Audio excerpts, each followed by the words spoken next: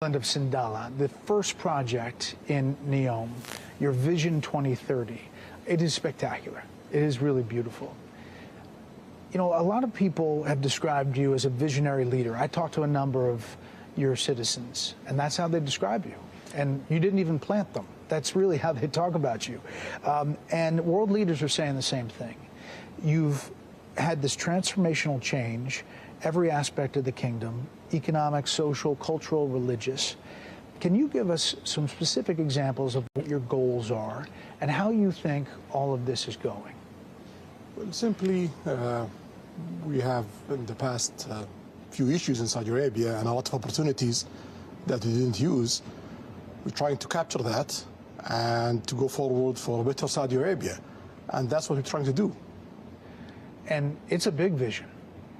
It is a big vision, and we get like surprised every day that we reach our target faster, and we extend that to a newer target and a bigger ambition. So it's really exciting. Your ministers say you work them hard. Well, you can see in 2022 we are the fastest G20 country growing, and also in this year, if you take just the non-oil GDP part, we are the second fastest in the G20 growing. So it's like a fight between Saudi Arabia and India, a good fight. You're making a transition on trying to get different parts of the economy, not a heavy reliance on oil. The role of women in the society has evolved significantly. You know, you have this 2030. What do you see 10, 20, 30 years for Saudi Arabia? I will give you an example. If you look to late 70s, Saudi Arabia GDP is bigger than South Korea. And now South Korea, I think it's the 10th or 11th largest GDP in the world in 2016, and in 2016 we are number 20. So that's a shame. In 1980 we was GDP number, I think, 12 globally, and then in 2016 we are number 20. So we believe if Saudi Arabia and really the perfect track, since that time we will be among the top 7 GDP globally. I'm trying to get Saudi Arabia back on the right track. You're a data guy. We can see today we are the largest, number 17 ranked as the largest GDP in the world, but in G20 we are almost ranked number 15 from 20 in just a few years. The G20, you just mentioned it. You really have become a big player on the world stage, and that G20 rail and ports deal connecting Europe, the Gulf nations, and India, why is that such a big deal? Logistics is important. If you want to manufacture in your country, if you want to move goods, it's important to have a good logistic plan. You work it with many countries, many regions, to be sure that goods pass in the right time. For example, that project will cut the time of goods from India to Europe by 3 to 6 days. Cut time, save money, and it's more safer, more efficient. So why not? And it's not about only moving goods and railways and ports. It's also about linking grids, energy grids, data, cables, and other stuff will benefit Europe, Middle East, and also India.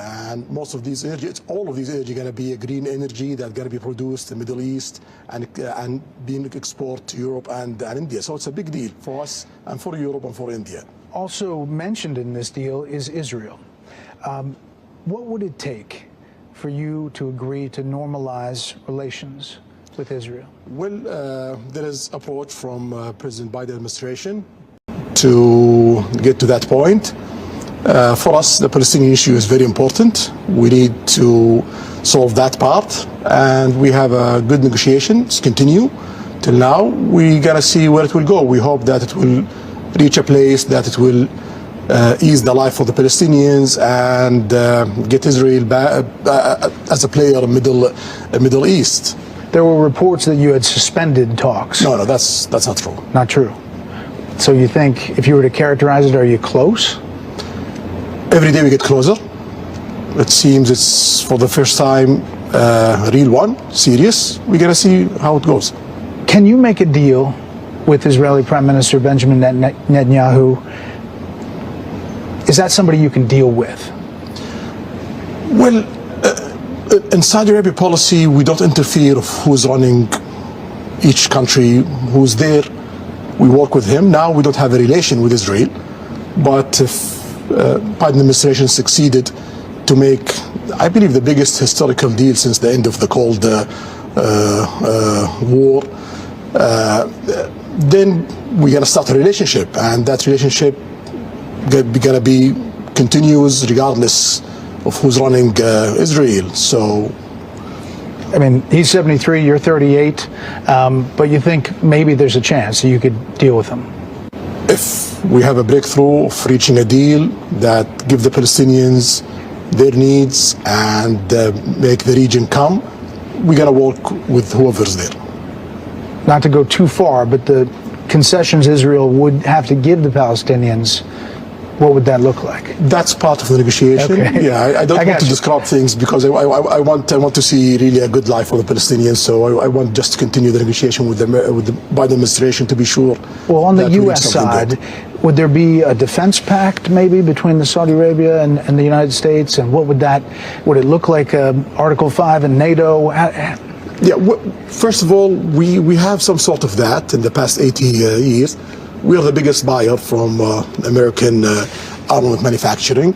I believe Saudi Arabia alone is bigger than the next 5 buyers from America. So Saudi Arabia is critical in your armament import economically, and we have a lot of security military ties that really strengthen the position of Saudi Arabia in Middle East and strengthening the position of America globally, especially in Middle East. You don't want that to be shifted. You don't want to see Saudi Arabia shifting their armament from America to other place. So that document, it will strengthen that. It will strengthen the interest of America, security interest, military interest, and also economic interest. And also it will save effort and headache from the Saudi side of not switching to other places. You know, there are many people who wonder why you first normalized relations with Iran, a longtime enemy who back in 2017 attacked your oil facilities, but yet not yet Israel.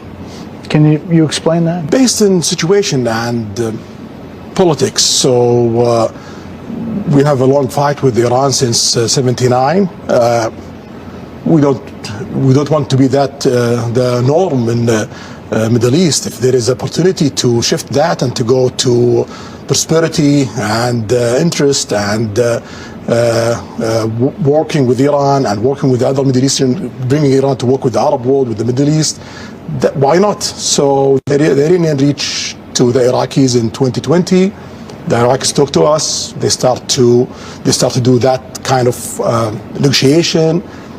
We have few obstacles. China come in, solve it, and then we have a good start. We hope that continues. We're trying our best, and also what we see from the Iranians, that they're taking this very seriously and they are doing their best. So we're investing in that. That's a big change, and clearly you can see outside the box on these deals.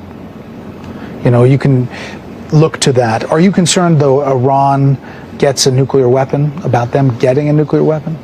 Well, we are concerned of any country getting a nuclear weapon. That's a bad move, and you don't need to get a nuclear weapon because you cannot use it. Even if Iran gets a nuclear weapon, any country use a nuclear weapon, that means they are having a war with the rest of the world. The world cannot see another Hiroshima. If the world see 100,000 people dead, that means you are in a war with the rest of the world. So it's a useless effort to reach a nuclear weapon because you cannot use it. If you use it, you got to have a big fight with the rest of the world. If they get one, will you?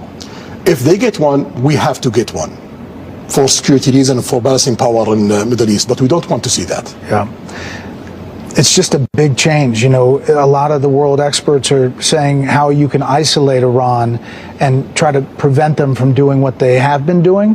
And then just the image of your Saudi team, football team, going to Tehran to play is just striking, right? Well, that's good. That's part of the movement. And we see very warm welcome from the Iranian side to the Saudi team. I believe Saudis take that very positively. Iran has been fighting this proxy war in Yemen against you. Just today, there were these high-level talks over the past 5 days with the Houthi rebels inside the kingdom. And the quote from your people is that it was positive. Secretary of State Blinken said that this is a time of opportunity. Do you think it is? Yeah, definitely. Our aim from day one is to have good life for the Yemenis, good life for the whole countries in the region.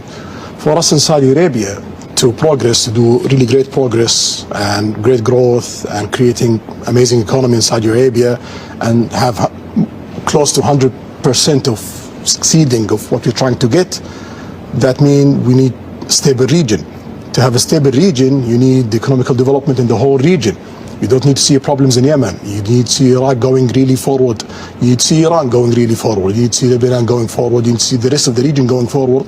And we are working with GCC, with Egypt, with other players in the region, and also with the global players, with our allies in America, to make that happen. That's good for the rest of the world, because you see, when the region is disturbed, ISIS come out, Al-Qaeda come out, terrorist attack come out, piracy come out. So you don't want to see these events. You want to see opportunities for American companies, for European companies, for the rest of the world, and for more growth in a place that create problems in the past few decades. I mean, obviously, more than 150,000 people died in Yemen. It's been a big humanitarian crisis, but you all put in billions to help in that, and it doesn't get covered a lot.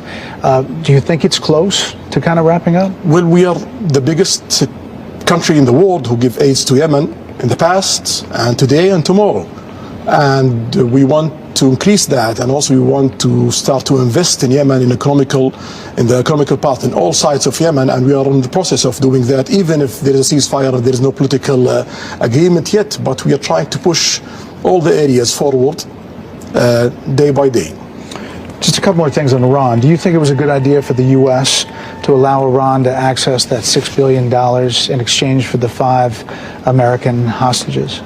You know, you cannot say it's a bad or a good policy, but what I would say that it's a step. I hope that the Iranians show that getting that $6 million and getting those American backs, it's worth the effort, because that will encourage the world to do more. You mentioned China brokering that normalization with Iran. That surprised some folks. Why choose China in that role? We didn't choose China. China chose you? China chose to be a broker to make that happen.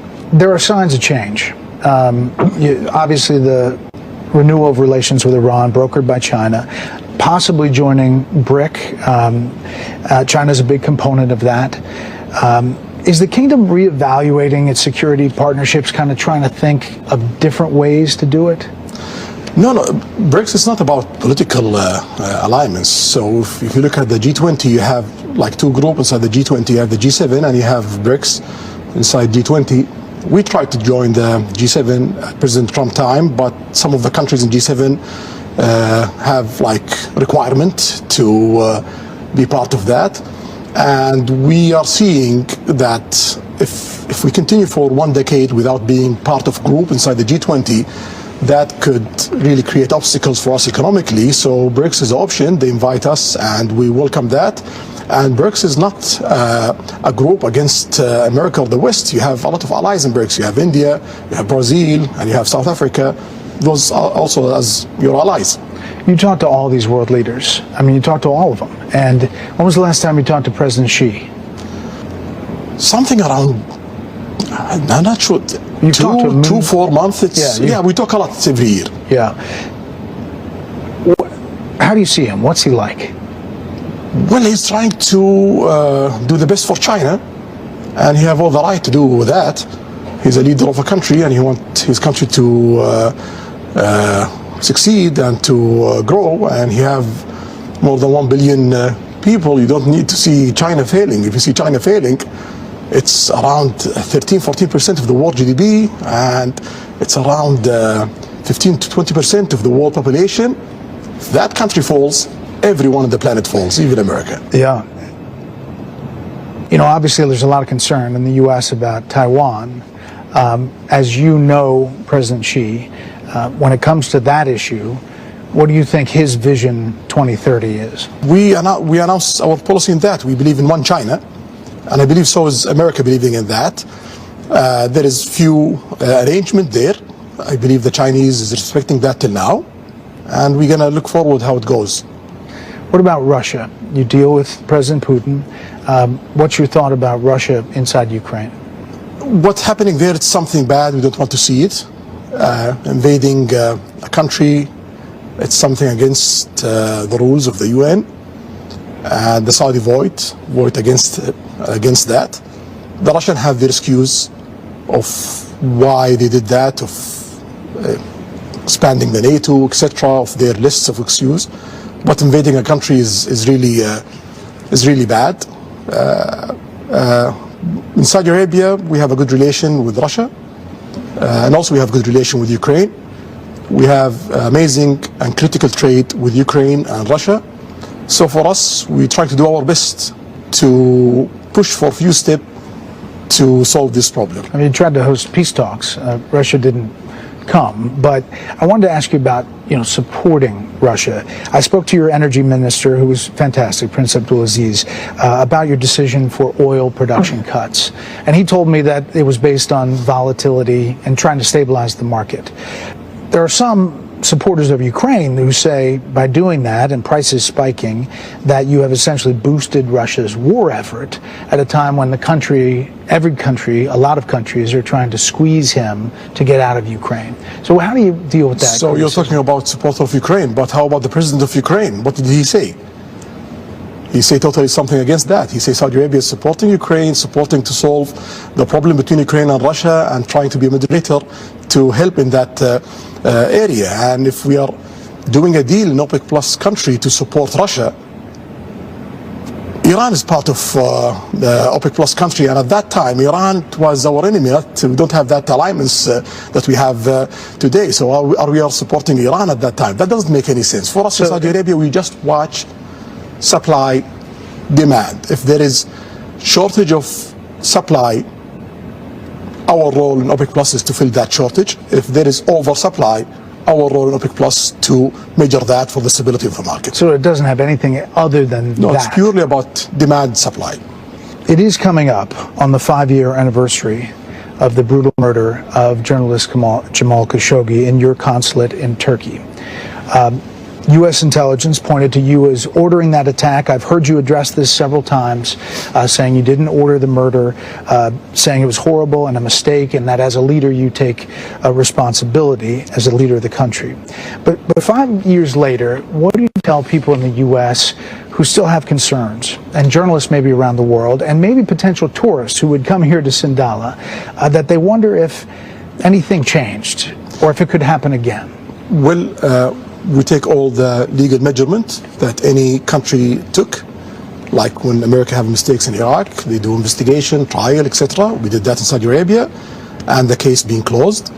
And also we try to reform the security system to be sure that these kind of mistakes doesn't happen again.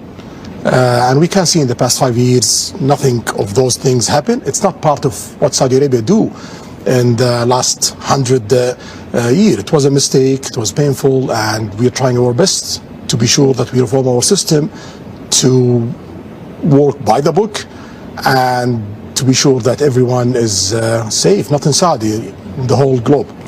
Did anyone involved in the killing serve jail time? Yes.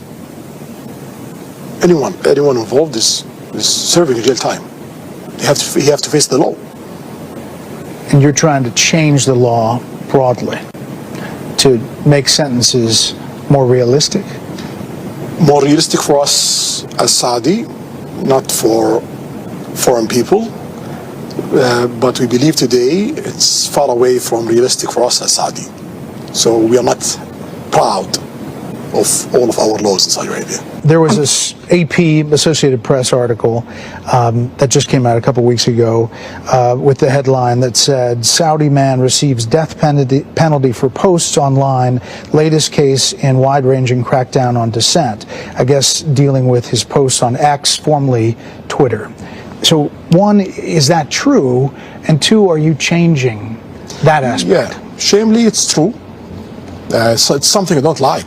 Can't you change that? We are doing our best to do that. We already add a few laws. We changed tens of laws in Saudi Arabia, and the list have more than 1,000 items. And in the cabinet, I have only 150 lawyers. So I'm trying to prioritize the change day by day. But we are not happy with that. We are ashamed of that. But the judicial system have to follow the laws, and I cannot tell the judge that do that and ignore the law, because that's against the rule of law. But do we have bad laws? Yes. Are we changing that? Yes. Do you think that guy's going to get killed for the post? Well, I believe there's few steps in the trials. I'm hoping that in the next phase of trials, the judge there is more experienced, and they might look at it totally different. Recently in the U.S., we remembered the 22nd anniversary of the 9/11 attacks. As you know, 15 of the 19 hijackers were Saudis.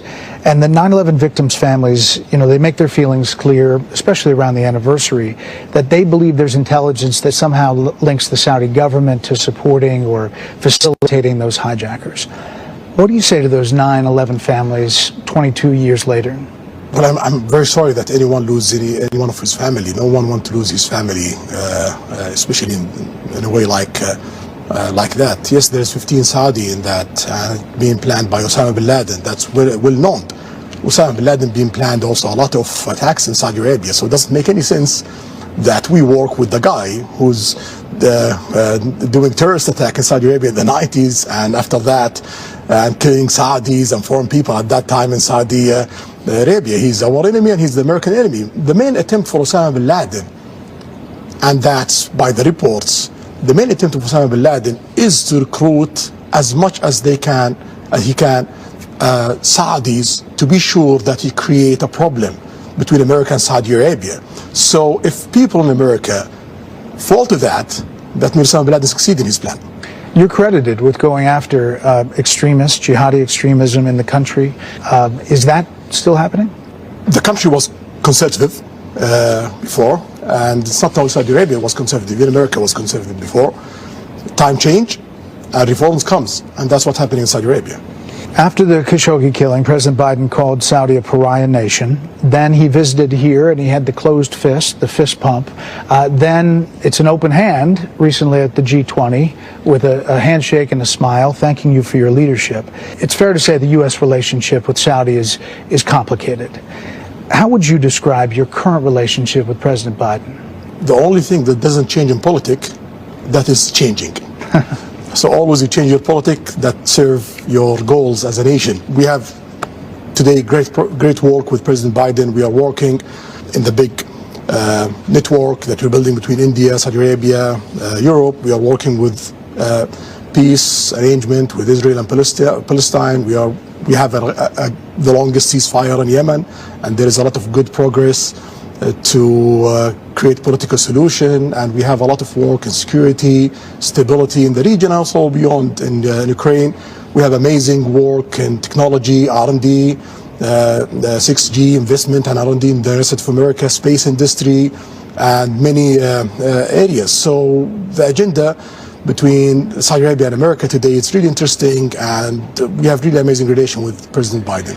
You talk with him behind the scenes. In the U.S. right now, there's a lot of focus, even from his own party, about his age. He's 80, you're 38, as I mentioned. You've worked with him, you've met with him.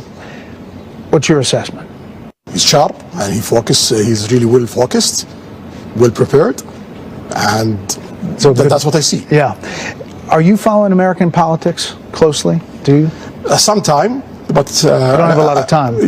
Most of it, I try to follow what's really affecting Saudi Arabia, but I follow sometime American politics. Is it hard to deal with the U.S. when the administrations change every 4 to 8 years, and maybe foreign policy changes?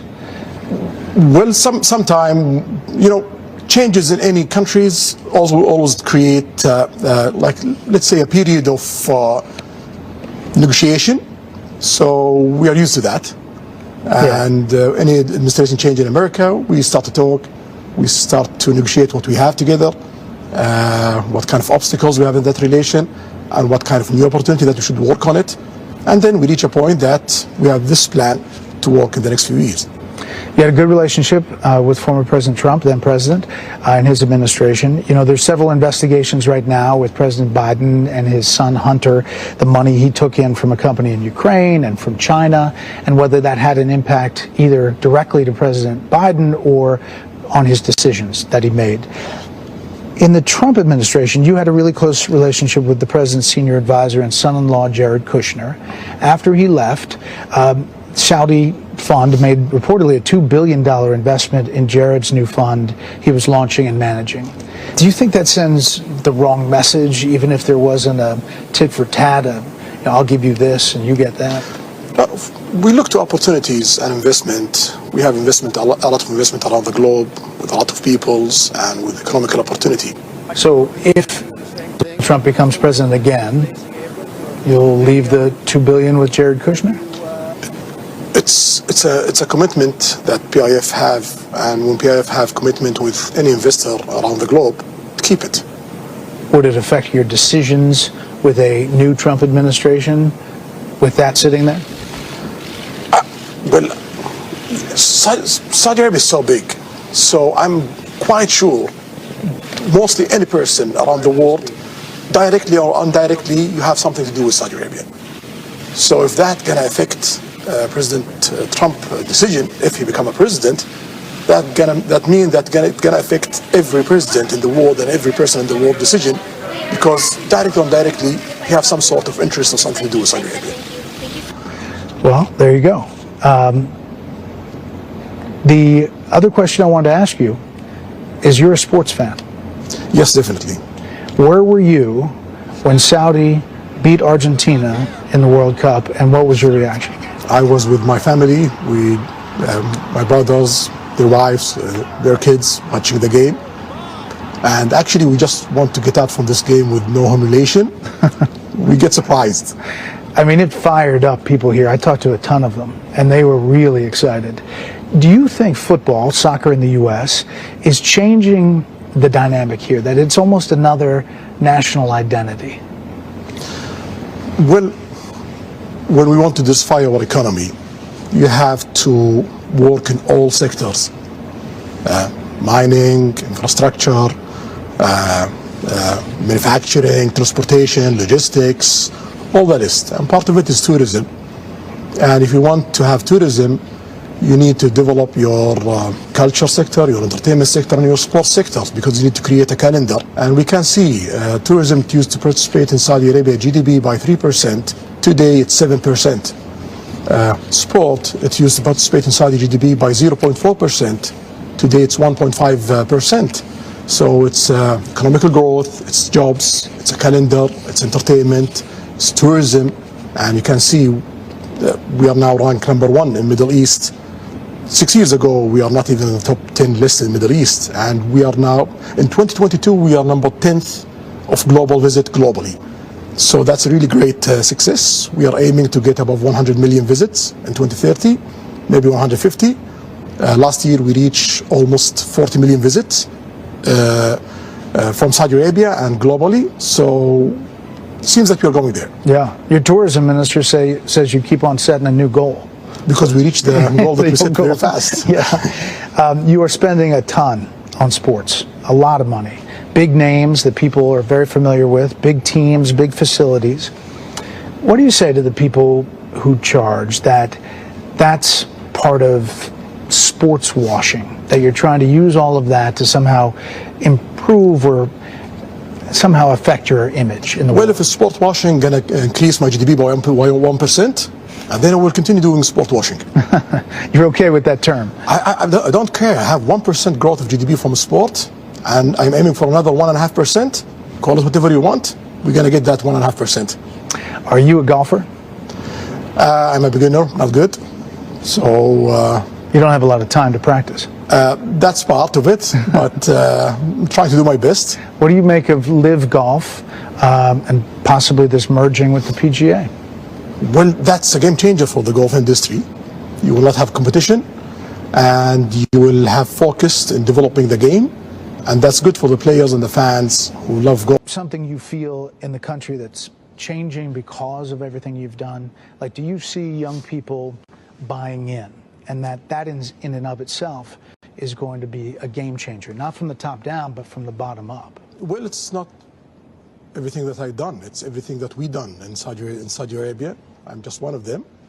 And if the people doesn't buy in, it will not work. So first rule, people have to believe in it, and everyone have to push to make all the progress that we are having in Saudi Arabia. And it seems it's going really well. We are the fastest growing country in the planet, and we have the most ambitious projects in all sectors.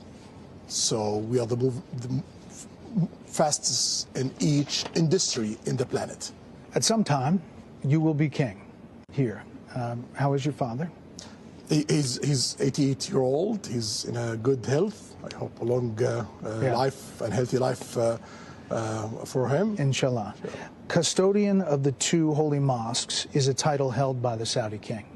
And it's a really serious responsibility, always well understood in the U.S. Could you say something for our viewers about the obligation that implies for the Saudi king, how big a deal that is in the broader Islam? Well, the two holy sites in Saudi Arabia, it's the two holy sites of Muslims. Mecca, you have Kaaba, which they face 5 times a day, and they have to visit 1 time life. And you're talking about almost 2 billion people in the planet. And in Medina, you have the grave of the Prophet. So the duty of any king of Saudi Arabia and the duty of all Saudi peoples to serve those 2 places and to serve the visitors of those places. And I believe we did a wonderful job in that area. Thank you for answering all of these questions. I just spent the past 3 days here, and I've visited here many, many times before. And I personally have seen major transformations, not just for women, but the building and the cranes and how people look at this country. For people on the outside looking at this, what would you tell them? You know, if they want to come visit, they may be skittish about coming to Saudi Arabia because of what has been written in the past, what they see. What would you tell them? I will tell them the greatest success story in the 21st century is Saudi Arabia. This is the story of this century. Do you want to miss it or not? That's your call. And do you think you're going to slow down at all? No, we're trying to speed up every day. Your Royal Highness, we really appreciate this time. Shukran. Thank you.